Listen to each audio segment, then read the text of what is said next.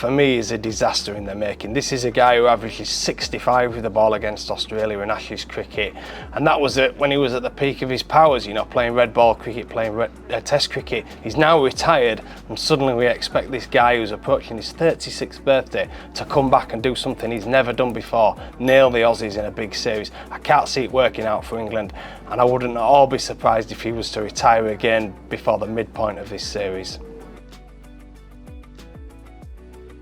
They certainly couldn't do it in 2019 when he dominated the series. He was the difference between the two sides. But he's played some county cricket this spring for Sussex and dismissed LBW on 3 occasions. I think the likes of Anderson, Robinson, Broad on slower English pitches will look to go at his pads and try and get him out LBW. But Mark Wood in the last Ashes series down under, he got at Smith with pace. When he plays, and he won't play every game, we know that, but when he plays I think he'll go fast and short.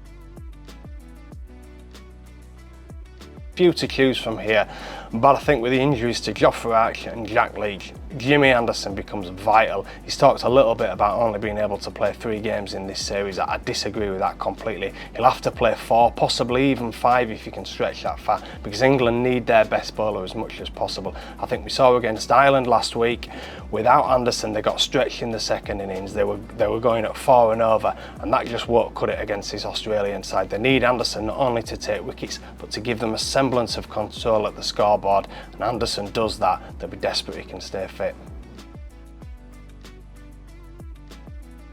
The time to drop him, if they were going to do it, was probably after the Pakistan series in the winter. He made a really good start there, made a century, but couldn't kick on. And I think if they wanted to bring someone in for the Ashes, they should have brought him in New Zealand and then against Ireland. They haven't done that, so I think they're going to have to stick with Crawley now. And I think England deserve a little bit of credit. They've picked the man, they've identified Crawley as the man to take this aggressive opening batsman role on.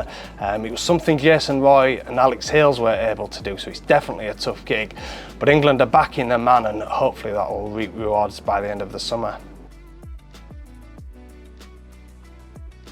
I think Australia probably have the edge with the ball, particularly in the spin department, but perhaps in terms of depth, England will look at their swing bowlers for English conditions, people like Stuart Broad and Chris Woakes. They might not even play the first game, so England have got plenty of depth. The batting's really interesting. England power-packed, Australia probably likely to play a more traditional style, but when you bring everything together, I think really evenly matched and should make for a fascinating series. Got to be Pat Cummins, their best bowler and their captain. He took 29 wickets in 5 matches in 2019. He played all 5 games when no one else could. He's got the Test World Championship before the Ashes this year, so he'll need to play 6 games in about 8 weeks. It's a massive ask, but Australia need their best bowler.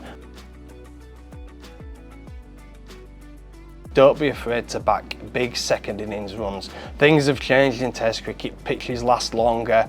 Pitches are generally better for batting as the game goes on. And Lords in particular, we saw against Ireland last week. Ireland made 362 for 9, batting second. The lines were way lower than that.